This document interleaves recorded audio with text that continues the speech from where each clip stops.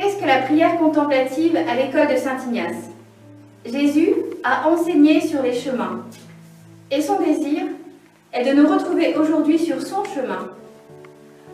Son enseignement porte sur lui-même. Il me suffit donc de le regarder et de l'écouter.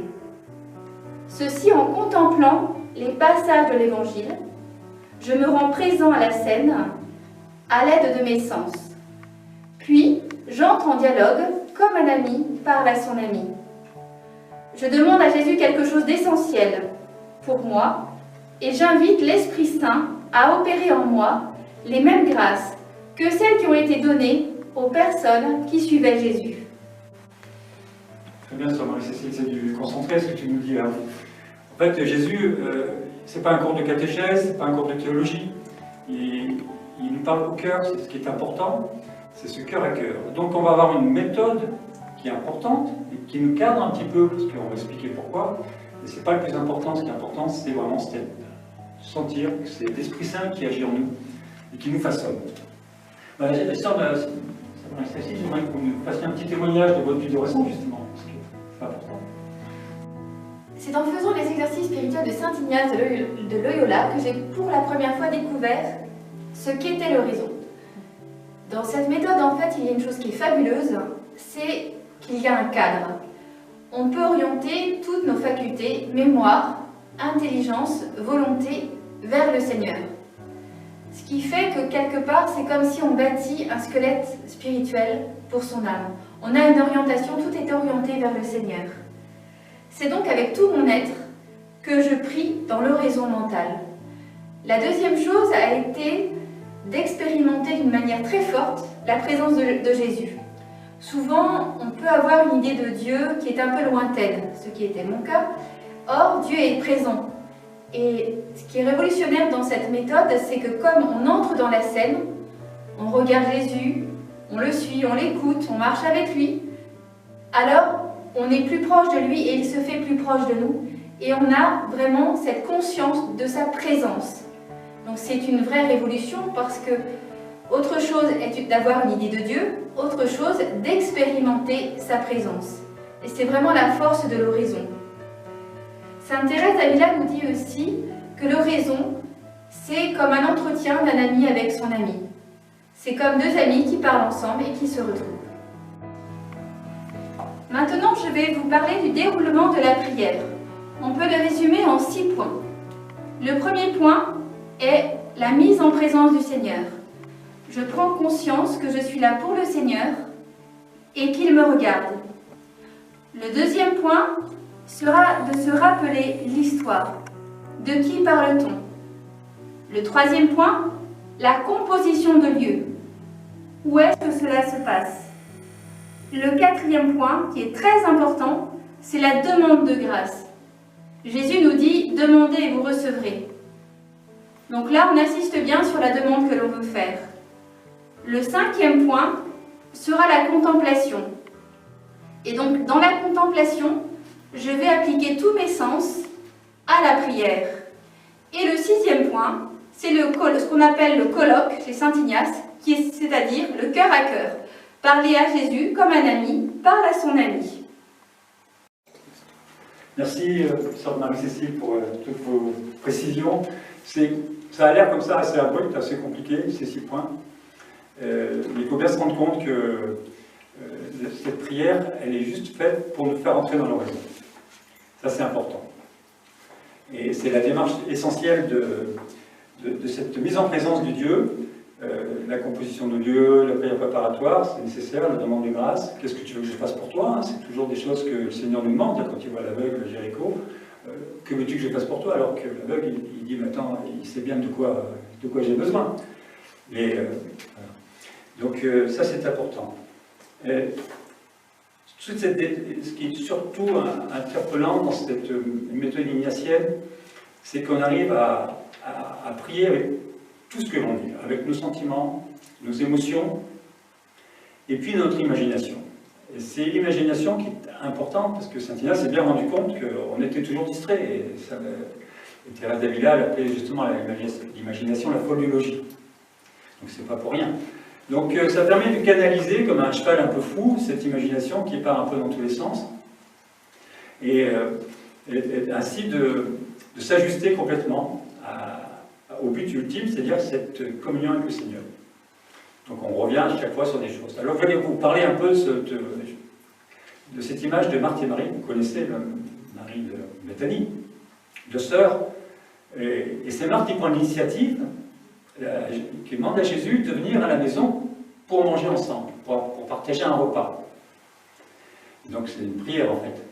Et on est un peu comme Marthe. Souvent on se dit voilà, je demande, je vais prier, je vais me donner une heure d'oraison, etc.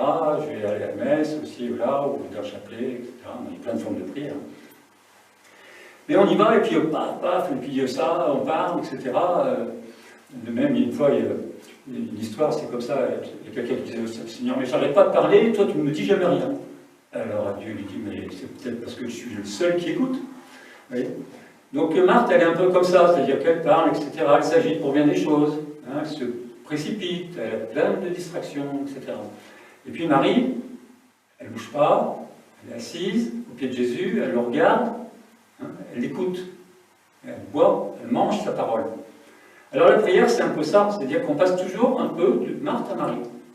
Et les exercices que Sœur Marie-Cécile nous a dit tout à l'heure, ça permet justement de mieux nous orienter, mieux nous ajuster à cette prière. C'est ça l'importance de cette prière initiale.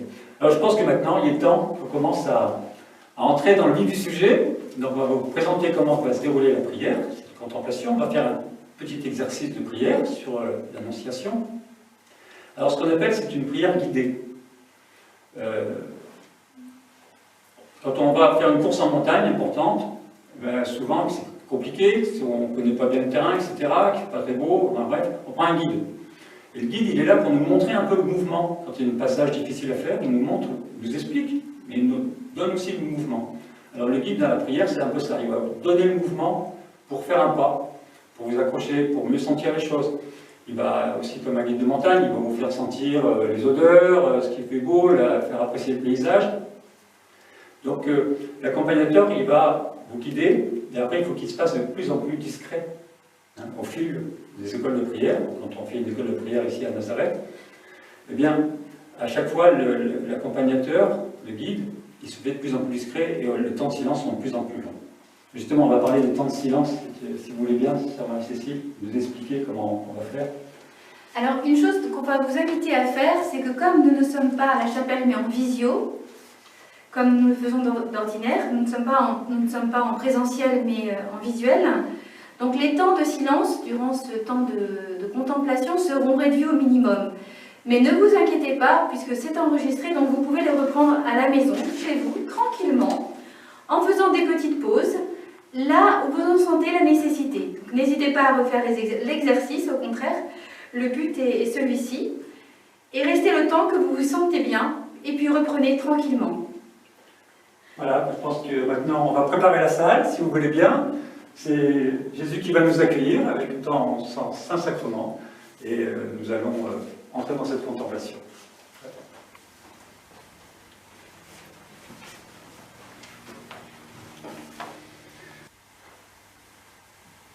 Avant d'entrer dans la prière, je commence par bien m'installer. Je trouve le lieu où je serai à l'aise pour prier. Cela peut être dans une chapelle, cela peut être dans ma chambre, ou encore dans mon lit si je suis malade. L'essentiel est de trouver la position où je serai bien. Je fais silence en moi pour accueillir cette parole qui va venir m'habiter. Je fais mon signe de la croix, au nom du Père, et du Fils, et du Saint-Esprit. Amen. Et je me prépare à rentrer dans la prière. C'est pourquoi je vais invoquer l'Esprit Saint, afin que celui-ci vienne m'aider, m'éclairer et me soutenir dans ma prière. Jésus, toi qui as promis d'envoyer l'Esprit, à ceux qui te prient, ô Dieu, pour porter au monde ton feu. Voici l'offrande de nos vies.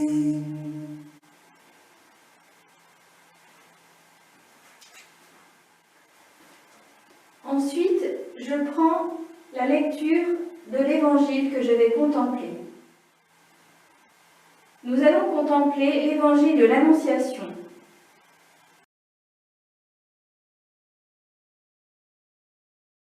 Lecture de l'évangile de l'Annonciation selon saint Luc, chapitre 1, versets 26 à 38.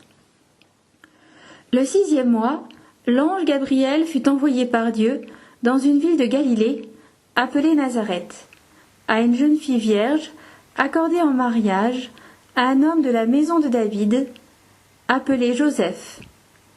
Et le nom de la jeune fille était Marie. L'ange entra chez elle et dit : « Je te salue, comblée de grâce, le Seigneur est avec toi. » À cette parole, elle fut toute bouleversée, et elle se demandait ce que pouvait signifier cette salutation. L'ange lui dit alors : « Sois sans crainte, Marie, car tu as trouvé grâce auprès de Dieu. Voici que tu vas concevoir et enfanter un fils. Tu lui donneras le nom de Jésus. Il sera grand, et il sera appelé Fils du Très-Haut. Le Seigneur Dieu lui donnera le trône de David son père. Il régnera pour toujours sur la maison de Jacob, et son règne n'aura pas de fin. » Marie dit à l'ange : « Comment cela va-t-il se faire, puisque je ne connais pas d'homme ? » L'ange lui répondit : « L'Esprit Saint viendra sur toi, et la puissance du Très-Haut te prendra sous son ombre. C'est pourquoi celui qui va naître sera saint. Il sera appelé Fils de Dieu. Or, voici que dans sa vieillesse, Élisabeth, ta parente, a conçu elle aussi un fils, et en est à son 6e mois, alors qu'on l'appelait la femme stérile, car rien n'est impossible à Dieu. Marie dit alors : « Voici la servante du Seigneur, que tout m'advienne selon ta parole. » Alors l'ange la quitta. Je commence par la prière préparatoire. Ô mon Dieu, mon Père, tu m'as créé pour te louer, t'aimer et te servir. À l'exemple de Marie, qui se présente à toi comme la servante du Seigneur. Mon désir est de me rapprocher de toi et de ton Fils bien-aimé, qui pour le salut de tous les hommes et de moi-même se fait homme. Mon grand désir, Seigneur, c'est que je le connaisse davantage, que ma vie soit tout orientée vers Jésus, avec l'aide de ton Esprit Saint. Jésus, tu t'es fait homme dans les entrailles de Marie, la servante du Seigneur. Toi qui es présent tout au fond de mon cœur, fais-moi te rejoindre pendant cette contemplation près de toi.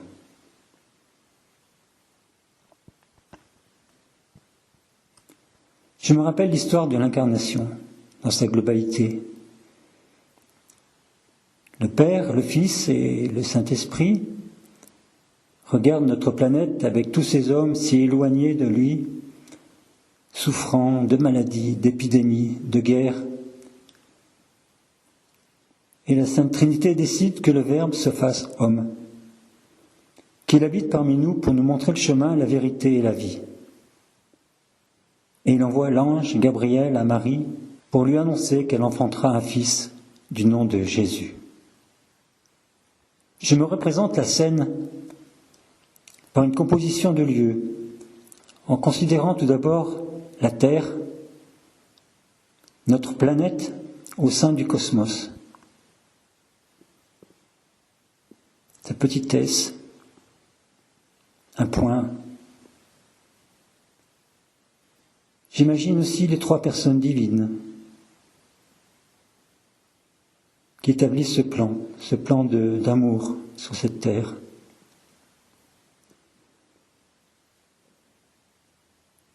J'imagine l'humanité sur la terre, comment elle vit aujourd'hui, les endroits de paix, de guerre, ceux qui souffrent, les pauvres et les riches, l'épidémie actuelle et la peur. Puis je vois l'ange Gabriel envoyé à Marie il y a 2 millénaires dans une petite maison de Nazareth en Galilée. Et je formule cette demande de grâce avant d'entrer plus profondément dans ce mystère. Esprit Saint, fais que cette contemplation du mystère de l'incarnation touche tout mon cœur profond et que je saisisse mieux que Jésus s'est fait homme pour moi, pour que je l'aime et le suive davantage. Maintenant, je vais appliquer tous mes sens, mon imagination, sentir mes sentiments, mes émotions, et je vais entrer plus profondément dans une scène que je veux contempler. Bien sûr, c'est la scène de l'annonce de Marie dans la maison de Nazareth. Donc je vois, j'entends, je regarde, je suis un peu à l'extérieur de cette maison, je imagine les alentours, les bruits qu'il peut y avoir du chien, un chat, une vache, je ne sais pas. Je vous laisse vous représenter cette cour, comment elle est, où se trouve le soleil, les nuages, le vent, l'air. Et puis, j'entre dans cette maison et je découvre la petite maison de Marie. Qu'est-ce qu'elle fait? Comment est-elle, cette maison, cette pièce? L'éclairage? Est-ce qu'on entend encore des bruits de l'extérieur?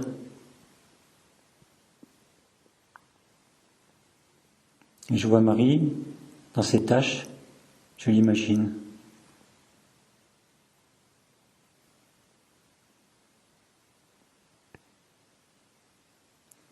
Je vais aborder le premier point. J'entends la salutation de l'ange à Marie. Je te salue, comblée de grâce, le Seigneur est avec toi. Je me situe dans cette scène, à ce moment précis. Je vois l'ange, j'imagine aussi Marie, comment elle réagit à cette parole, comment se présente l'ange, comment il lui parle, comme un enfant, comme une grande personne, avec quel ton de voix. Je rentre dans la scène.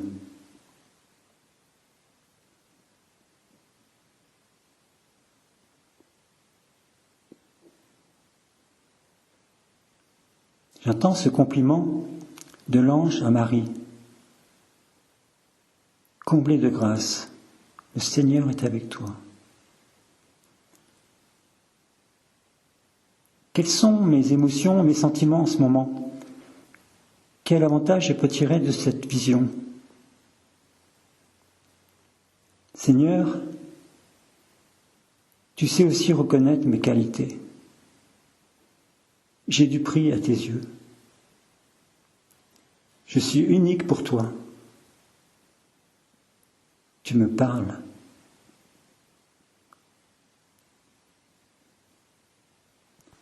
Voir comment, on imagine maintenant chacun, quelles sont les qualités que Dieu veut nous dire, qu'est-ce qui lui plaît en nous.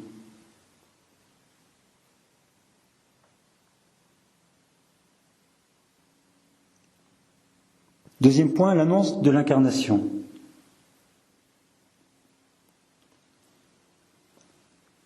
Pareil, je me situe dans la scène, j'entends cette parole de l'ange qui annonce le plan de Dieu sur la vie de Marie. Quels sont mes sentiments, mes émotions?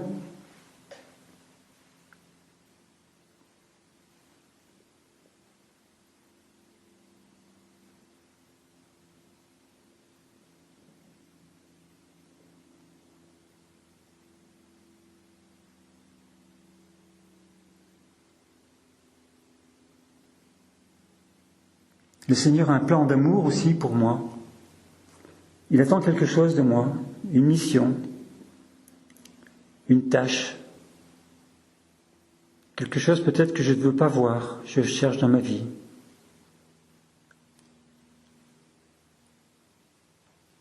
Je cesse de sentir dans mon cœur ce qu'il me dit, ce qu'il attend de moi.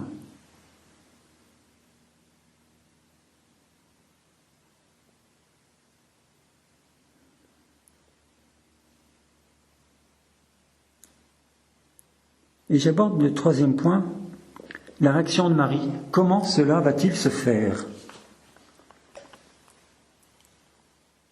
Et je vois aussi comment elle réagit, la réaction de l'ange.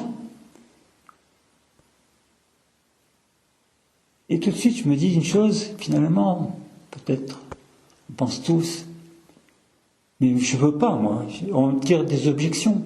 On dit, Seigneur, mais c'est pas possible ce que tu demandes. Tu vois pas comme je suis un peu fracassé, il y a quelque chose qui fonctionne pas bien dans ma vie. Puis si ça va pas bien, c'est aussi la faute des autres. C'est dans mon monde de travail, c'est mon patron, ma patronne. C'est le fait que je cherche du travail, ou c'est dans mon couple, ou c'est autre chose. Ou c'est ma santé, ma famille. C'est toujours la faute des autres. Tu vois bien, Seigneur, que je ne peux pas réaliser ton plan. Donc j'étudie en moi-même, chacun peut formuler le fait que quelles sont les résistances que j'ai par rapport à un plan, une annonce d'un plan de Dieu pour moi dans ma vie. Donc je prends un temps de silence et j'expose au Seigneur mon handicap, à le suivre, à l'écouter.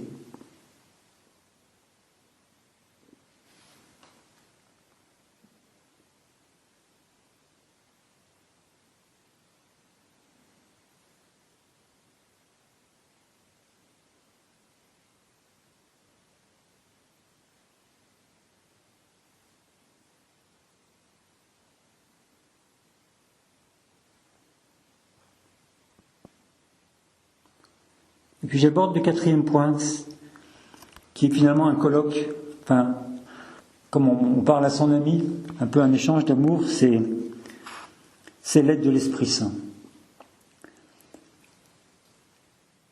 Marie reçoit l'aide, c'est l'Esprit Saint qui agit en elle. Et nous, si on lâche prise aussi, eh bien c'est l'Esprit Saint qui va agir en nous.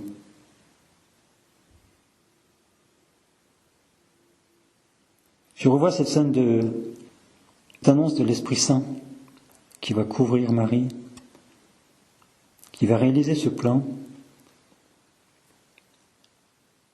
et qui dit « Je suis la servante du Seigneur ».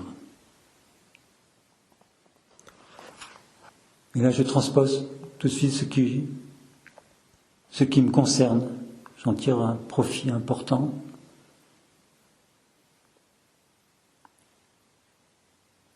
Je te laisse agir, Seigneur. J'accepte ce que je suis. J'accepte mes faiblesses. Parce que c'est dans mes faiblesses, Seigneur, que tu viens me toucher, que tu viens me guérir. C'est dans mes faiblesses, Seigneur, que tu viens m'habiter.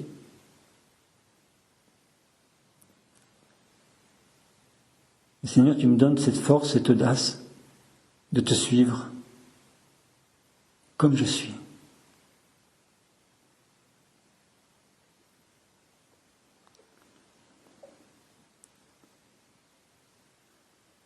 Oui, Père du ciel, je te bénis pour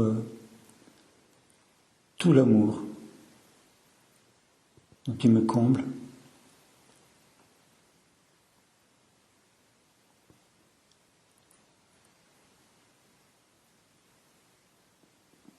Jésus, je te bénis d'être venu sur cette terre pour être la parole qui me reconstruit, qui m'encourage, qui me donne de l'espérance. Esprit Saint, tu habites cette parole, et plus je la médite, plus tu pénètres en moi, plus tu me transformes. Ô Sainte Trinité, je vous bénis, je vous aime, et Marie, je te rends grâce aussi parce que tu pries pour nous, tu nous montres aussi l'exemple. Amen.